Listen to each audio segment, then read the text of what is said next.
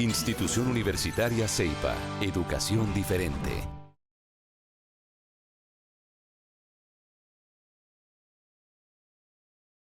Hasta ahora hemos venido trabajando todo el tema de análisis y ahora diagnóstico financiero enfocado a la información financiera de una empresa histórica, 2, 3 años históricos.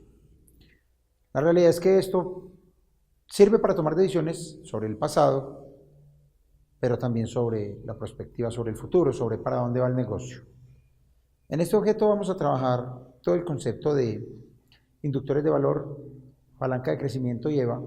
Y una vez lo terminemos, abordaremos al final qué pasaría si todos estos indicadores financieros que estamos viendo en función de los estados financieros lo aplicáramos a una idea de negocio, que bien puede ser una idea de negocio que parte desde cero o puede ser un proyecto dentro de una empresa ya existente. Entonces vamos a ver una línea sobre la cual podríamos evaluar cuáles son los aspectos cuantitativos que se desprenden de un proyecto y esos cómo se vuelven estado de resultados y balance general para sobre esos hacer los cálculos de indicadores y poder diagnosticar. Para que la evaluación financiera no solo se dé en temas que van a tratar ustedes, matemática financiera y evaluación de proyectos, de flujos de caja, TIR y BPN, sino en función de todos esos indicadores financieros que ustedes bien ya manejan. Entonces, vamos a suponer que yo tengo una idea de negocio.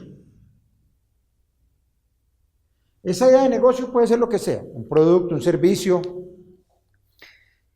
Obvio que deberá considerar factores de responder a una necesidad social, tener un elemento innovador, no solo diferenciador, innovador, y que tenga una búsqueda de rentabilidad, aun cuando sea una organización, un proyecto social, que sea autosostenible, que sea rentable para el inversionista. Entonces, lo primero que uno hace con esta idea de negocio es que sobre esta idea hace un análisis de entorno. Evalúa el entorno. ¿Cómo está el entorno en cuanto a las condiciones del sector específicas, sociopolíticas, económicas, financieras, condiciones en función de la idea donde esté abordando?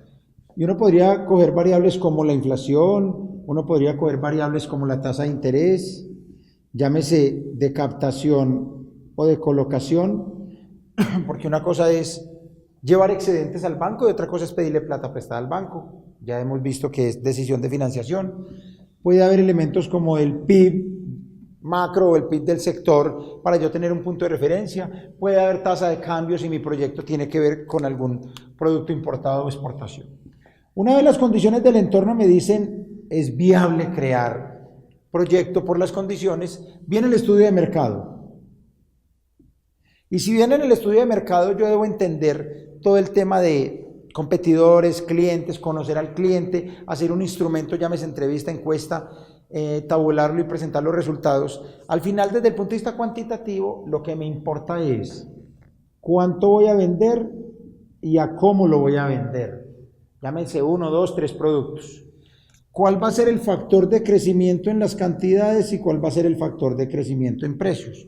Obvio, depende de estrategias, depende de una cantidad de elementos de mercado, pero financieramente necesitamos cantidad por precio. ¿Y qué es cantidad por precio? Las ventas, que es el renglón grande donde hemos venido trabajando. Luego que yo determino cuánto voy a vender, es decir, hago el estudio de mercado, viene el estudio operativo. Y en el estudio técnico operativo no solo voy a determinar todo el proceso como tal del negocio, porque ahí entrarían todos el mapa de procesos y demás, sino que desde el punto de vista cuantitativo defino cuál va a ser mis costos, tanto variables como fijos. Tengo costos variables los que están asociados al producto y costos fijos los que están asociados a periodos de tiempo, donde no depende de las ventas, el arriendo yo lo pago independiente si vendo o no. Pero el costo de elaborar un producto lo tengo en la medida en que elaboro el producto. Si elaboro uno, tengo el costo de ese producto y elaboro 100, el de 100 productos. Tengo gastos, todos los gastos operacionales de administración y venta, y tengo la inversión. ¿Y en qué invierte la empresa? En capital de trabajo y en activos fijos. Se dice que financieramente lo más sano que hay es una idea de negocio desde cero, porque yo compro los activos fijos y la inversión necesaria, yo no compro más. En cambio, en una empresa en marcha es normal encontrar algunos activos improductivos que uno dice, ¿por qué estará este activo acá? Ah, porque en algún momento prestó uso y ahora no.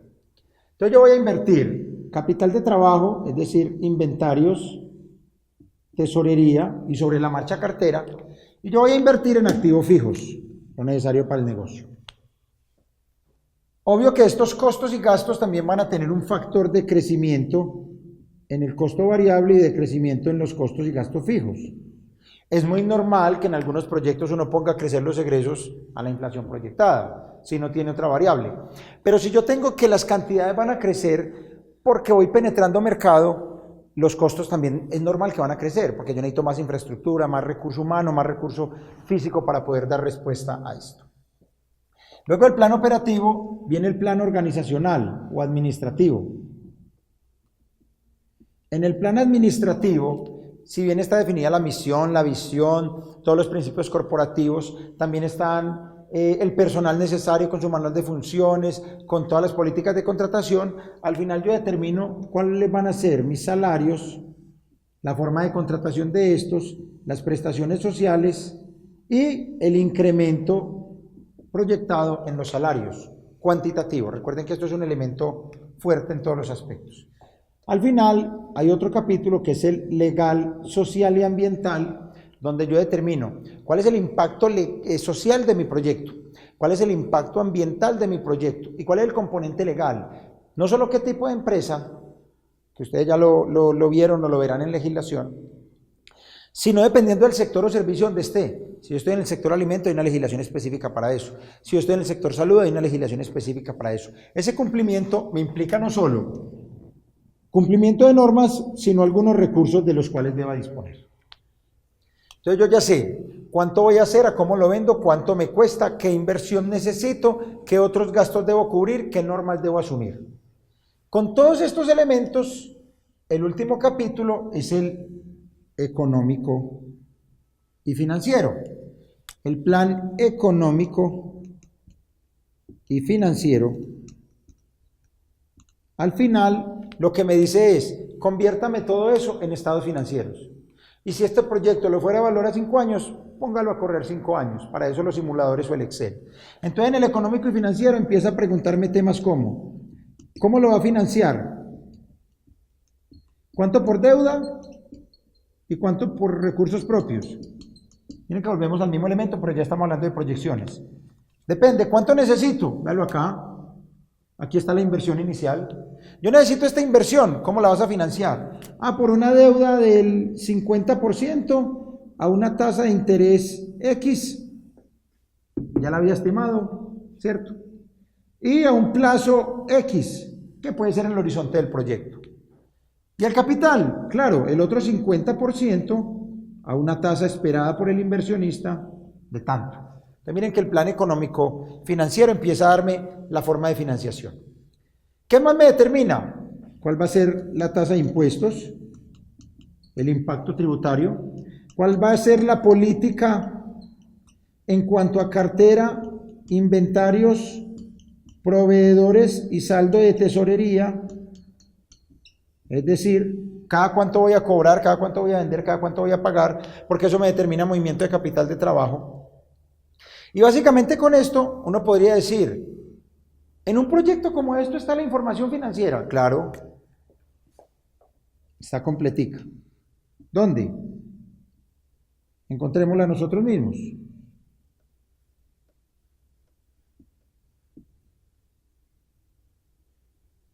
Vamos a encontrarla dentro de esto. ¿Dónde están mis activos? Acá tengo tesorería, inventarios, y obvio que al proyectar, como tengo política de cartera, tendré cartera, y aquí tengo los activos fijos dentro del proyecto. Tengo pasivos, claro, como tengo política de proveedores, aquí están los proveedores, y tengo deuda, vean acá, aquí están las obligaciones financieras. Capital, aquí está el aporte,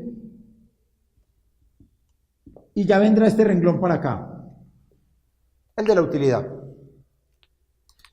¿Esto es estático primer año? No. Si voy a proyectar 5 años, tengo 5 años de balance general. Y en cuanto al estado de resultados, ventas, aquí está, cantidad por precio, ventas, y como yo lo proyecto a 5 años, ventas para los 5 años. Costos y gastos, costos variables y costos fijos, tengo todos mis costos. Más los gastos operativos y salariales tengo costos y gastos. Por lo tanto, ya tengo proyectada mi utilidad operativa. Tengo gastos financieros, claro, como tengo deuda, pago intereses, que la había proyectado en el entorno. Tengo gastos financieros y llego a la utilidad antes de impuestos. Y como tengo que asumir una tasa de impuestos, tengo los impuestos y llego a la utilidad neta. Y esa utilidad neta hace parte de mi balance. Entonces, vamos a hacer en la rama 3 todo lo que hemos trabajado de los estados financieros, del análisis financiero y del diagnóstico financiero con un ejercicio de simulación donde podamos ver proyectados los indicadores financieros de una idea de negocio o de una organización en particular, y no solo, para que veamos que no solamente se utiliza desde el análisis histórico, sino también desde la proyección financiera. Ya lo trabajaremos. Institución Universitaria Ceipa, educación diferente.